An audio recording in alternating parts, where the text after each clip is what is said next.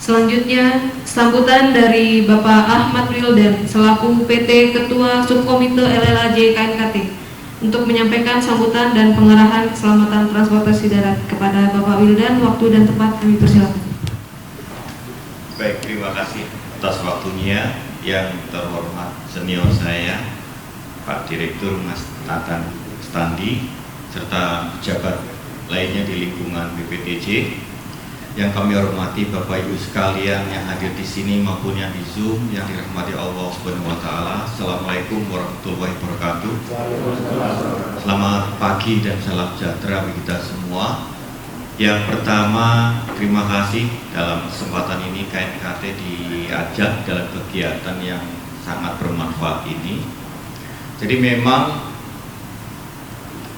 hal yang mengejutkan yaitu pada saat kita melakukan investigasi kecelakaan remblong ini Bapak Ibu sekalian. Jadi rupanya 20 tahun terakhir ini kita salah persepsi. Dianggapnya kalau remblong itu penyebabnya ada dua. Yang pertama adalah karena kaitannya dengan overloading, ya. Yang kedua terkait dengan kendaraannya yang malfunction. Sehingga yang dikejar-kejar biasanya adalah pengujian kendaraan bermotor, tempat kiranya pasti polisi media ngejar yang ke sana semua, atau yang dicari kambing hitamnya kesalahannya adalah masalah overloading sehingga jalan keluarnya bikin jembatan timbang sebanyak-banyaknya, kan gitu kan. Ternyata hasil investigasi yang saintifik dan komprehensif menyatakan sebaliknya, bukan itu penyebab daripada kecelakaan remblong yang terjadi selama ini.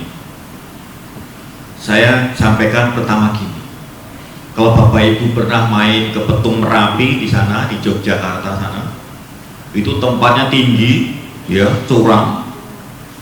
Yang lewat di sana truknya, Bapak cari kendaraan truk yang baru itu susah Pak. Truknya pasti lama-lama itu, ya, truknya lama-lama. Kemudian kalau nyari yang nggak overloading hampir nggak ada, semuanya overloading. Bawa muatnya batu, tanah dan pasir dan sebagainya, dari atas ke bawah. Tapi Bapak coba tanya, pernah nggak ada kasus remblong di sana? Nggak pernah ada.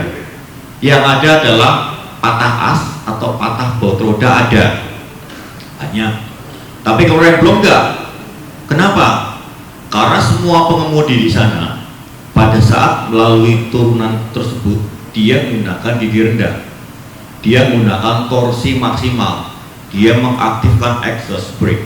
Saya pernah mengikuti dari belakang, lampu rem belakangnya ini hanya biarpet dan sebagainya.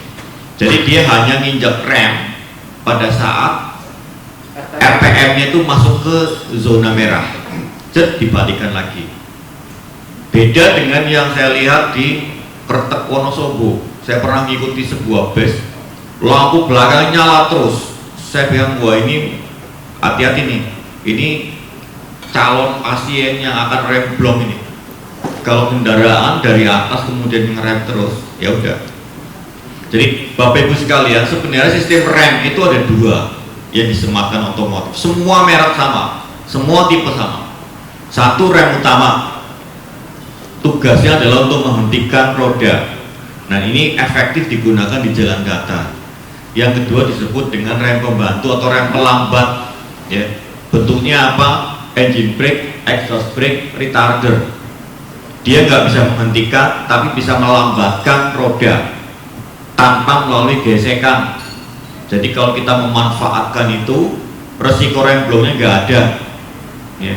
Jadi yang menahan gerakan kendaraan adalah mesin di sini. Nah, ketika pengemudi salah memanfaatkan kedua sistem rem tadi, resikonya remblong. Semua kasus remblong pada bus dan truk yang terjadi temuannya sama. Yang pertama, pengemudi menggunakan gigi tinggi. Yang kedua, pengemudinya melakukan pengereman berulang dan panjang, ya. Kalau pengemudi melakukan pengereman berulang dan panjang, Bapak Ibu pasti paham apa yang akan terjadi. Yang pertama, kampasnya panas. Ketika kampasnya panas, overheat, terjadilah brake fading, loss, remblong. Yang kedua, anginnya tekor. Ini banyak juga tekanan angin atau tenaga pneumatik ini hanya bekerja di angka minimal 5 bar. Kurang dari 5 bar, maka kekuatannya nggak bisa dorong kampas dan itu tromol. Sehingga ketika anginnya tekor sampai ke 5 bar, yang terjadi remnya nggak akan berfungsi, remnya blong lagi. Yang ketiga, minyak remnya panas atau overload, ini juga rem blong lagi. Nah, semua kasus rem blong kejadiannya demikian. Dan ketika kita periksa, semua sistem remnya berfungsi. Artinya apa? Ini gak ada urusannya dengan sistem rem. Sistem remnya bekerja dengan baik, hanya pengemudinya salah menerapkan prosedur mengemudi di jalan menurun. Ini menjadi perhatian yang sangat serius. Kenapa? Karena pada saat pengambilan SIM B1 dan B2 itu nggak ada materi itu. Pada saat Bapak Ibu mengikuti pelatihan di mana saja selain yang diselenggarakan BPTJ ya sama Direktorat Jenderal Perhubungan Darat, saya yakin Bapak Ibu nggak pernah diajari hal ini, karena itu nggak ada di SKKNI. Nah, ini kan berbahaya. Ini adalah disebut error by design. Artinya secara desain kita tidak punya sistem yang mengajarkan pengemudi bagaimana menggunakan rem di saat melalui jalan menurun. Oleh sebab itu, langkah BPTJ ini adalah kita sebut sebagai crash program untuk memotong hazard dengan sangat cepat. Pak Solihin, kemarin saya rapat dengan Bappenas, saya sampaikan hal ini.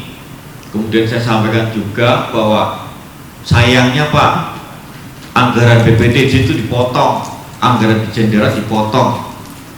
Bappenas kemudian nyarankan, Pak, coba Bapak gunakan anggaran PN. Saya tanya, PN siapa Pak? Itu adalah program nasional, nanti Bappenas yang akan ngawal. Kalau PN itu nggak akan dipotong, dan itu berapa aja di Bapak anggarkan yang besar sekalian, 20 miliar atau apa, nanti biar dimasukkan sebagai program nasional. Karena apa?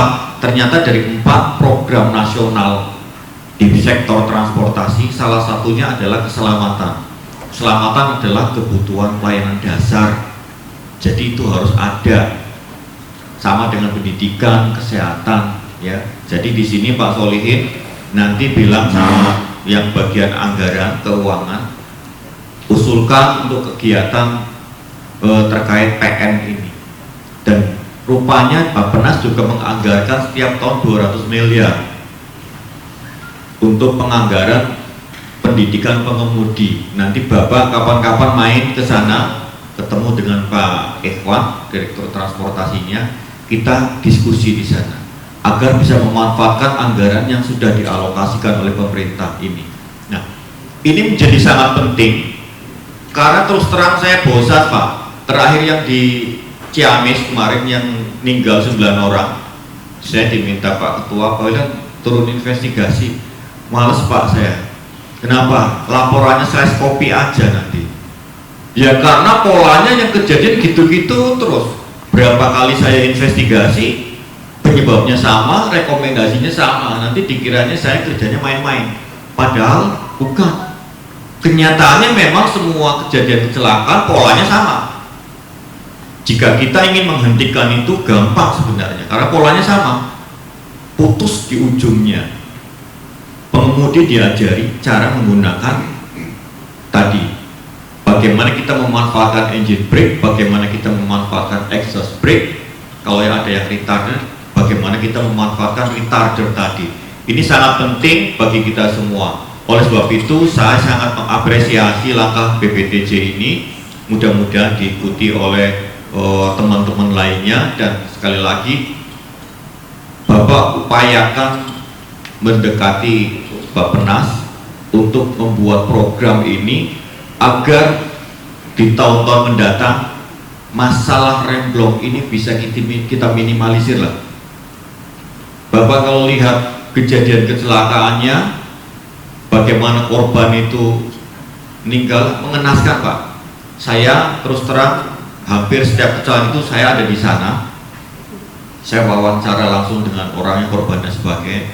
Kadang-kala menyerang orang negatif tuh. Jadi saya melihat langsung, bukan dari siapa-siapa, dan itu bertumpuk di kepala saya.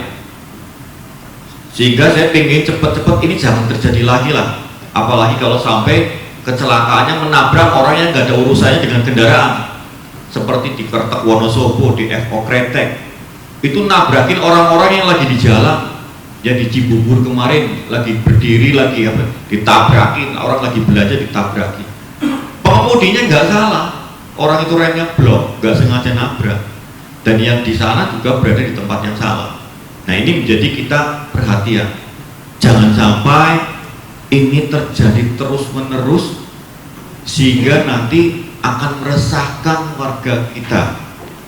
Kembali lagi, mudah-mudahan program ini bisa semakin banyak, masif, untuk memutus hazard.